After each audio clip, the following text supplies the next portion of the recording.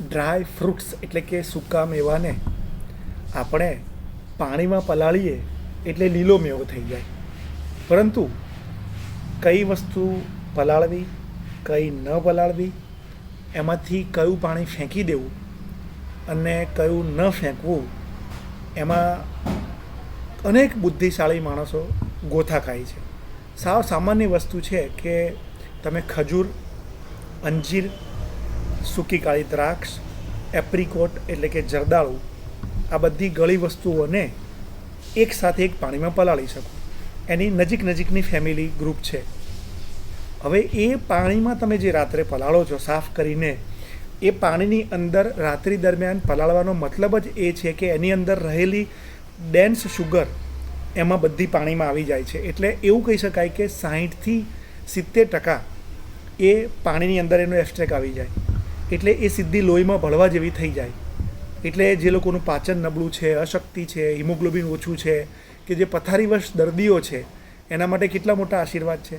કારણ કે કુદરતે આ શક્તિના એવા પેકેટ આપ્યા છે કે જે પેકેટ આપણે દાંતમાંથી ચાવીએ તોય સારી રીતે રિલીઝ નથી થતા. કારણ કે તમે ખજૂર, અંજીર, દ્રાક્ષ આ બધાને ચાવો, એ પેટમાં જાય. પણ જે લોકોનું હિમોગ્લોબિન ઘટી ગયું છે, જે દર્દી છે, જેનું પાચનતંત્ર નબળું છે, અથવા ઘણાની પિત્ત પ્રકૃતિ છે, ખજૂર જેને ગરમ પડતી હોય એને પણ પાણીમાં પલાળ્યા પછી એકાદ બે ખજૂર લે તો એ પાણી સાથે માફક આવી શકે છે. હવે મૂળ વસ્તુ આનો પ્રયોગ, જેમ કે હિમોગ્લોબિન ઓછું છે, અશક્તિ લાગે છે, ચક્કર આવે છે, તમારે હિમોગ્લોબિન શરીરની અંદર બને છે જ ઓછું, થેલેસેમિયા છે, આ બધા દર્દીઓ માટે રાત્રે સૂતી વખતે એક ગ્લાસ પાણીની અંદર જનરલ એક માપ એવું છે એડલ્ટ પર્સન કે મેચ્યોરનું, જેનું 60 કિલો વજન હોય એનું, 50થી 60 કિલોનું, 4 ખજૂર, 1 અંજીર જેને પોસાય એને, કોમેન્ટ ના કરશો, અને 12 સૂકી કાળી દ્રાક્ષ, આ બધું રાત્રે પાણીમાં પલાળવાનું. સવારે આ જ પાણી સાથે આ બધું ખાઈ પી જવાનું. પાણી ફેંકવાનું નથી, બ્લેન્ડર ફેરવું હોય તો ફ્લેન્ડર. આની અંદર દૂધ ભેગું નથી કરવાનું. એટલે પ્રશ્નોના જવાબ તમને આપી દઉં. આ સવારે બ્રશ કરીને તમે લઈ શકો. તમને એમ છે કે મને સવારે અનુકૂળ નથી આવતું સમયના પેલામાં, તો સવારે 8-9 વાગ્યા બધું પાણીમાં પલાળો અને સાંજે 4થી 6ની વચ્ચે લઈ શકો. આ હિમોગ્લોબિન માટે, શક્તિ માટે, અને રૂટીનમાં કોઈની કેન્સરની ટ્રીટમેન્ટ ચાલતી હોય એ પણ આ પ્રયોગ કરી શકે. હવે જેને શરદી થતી હોય એને દ્રાક્ષ ઓછી રાખવાની, 12 સૂકી કાળી દ્રાક્ષ નહીં રાખવાની, અને જ્યારે શરદી થાય ત્યારે દ્રાક્ષ એમાંથી કાઢી નાખવાની.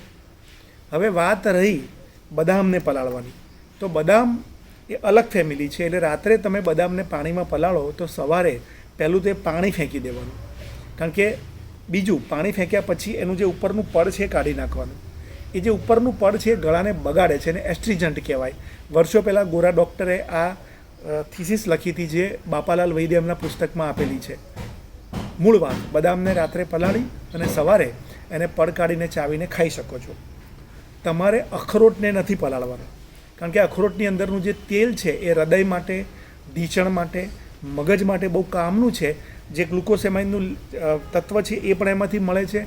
અને શેપ પર જાઓ ને, એનો આખો શેપ કે આકાર આપણા મગજ જેવો છે. એના 2 ફાળિયા મગજના 2 ભાગ જેવા લાગે છે ને. આ રાત્રે પલાળ્યા વગર જ લેવાનું છે. અને બને ત્યાં સુધી આખા અખરોટ લાવી અને તોડીને તમે ખાઓ તો બહુ સારું. અમે લોકો નાના હતા ત્યારે તો દરવાજામાં અખરોટને તમારે રાખવા પડતા, અને ત્યારના અખરોટ પણ મજબૂત હતા. હવે સમય સાથે એ અત્યારના ઘણા બધા પોચા માણસ જેવા થઈ ગયા છે. તમે અખરોટને મૂકીને આમ કરો એટલે તૂટી જાય છે. તોડીને એ સારું હોય તો ખાઓ, પેકિંગવાળા નહીં. હવે અખરોટ આવી ગઈ, બદામ આવી ગઈ, કાજુ અને પિસ્તાને પણ પલાળવાના નથી. લગભગ બધી વસ્તુ આમાં આવી ગઈ. જરદાળુ એટલે કે એપ્રિકોટ, એને પણ તમે પલાળી શકો છો. કારણ કે પાકિસ્તાનના એક પ્રદેશ છે, કાંતિપટિયમના લેખમાં વર્ષો પહેલાં લખેલું છે, હુન્ઝા પ્રદેશ. જેમ ગુજરાતમાં ઊંઝા છે એમ આ છે હુન્ઝા. એ હુન્ઝાનો ખેડૂત, જે આપણે જરદાળુ કહીએ છીએ, લીલા જરદાળુ સવારના નાસ્તામાં ઘણા બધા લઈ અને 125 વર્ષની ઉંમરે ખેતી કરવા જતો, એવો આર્ટિકલ કાંતિ ભટ્ટે લખેલો. આ જરદાળુની તાકાત છે. એ લીલા નથી મળતા તો આપણે રાત્રે પાણીમાં પલાળી અને એ સૂકાને લીલા કરી શકીએ. શક્તિ માટે કોઈને ખાવા હોય તો એ એકલા ખાવા હોય તો 3-4 પલાળી શકે રાત્રે. સવારે જ પાણી સાથે ખાઈ જાઓ. અદ્ભુત ખજાનો કુદરતનો છે. આપણે બહુ બધી બુદ્ધિ વાપર્યા વગર આનો ઉપયોગ કરવાનો છે.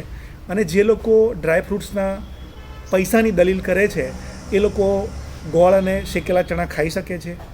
અને ડ્રાયફ્રૂટ્સ પોસાતા હોય તોય ના ખાવા હોય તો એટલા પૈસા માણસની સેવામાં વાપરજો અને શેકેલા ચણાને ગોળ ખાજો.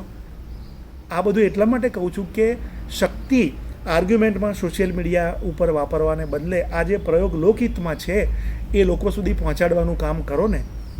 સ્વસ્થ રહો, મસ્ત રહો.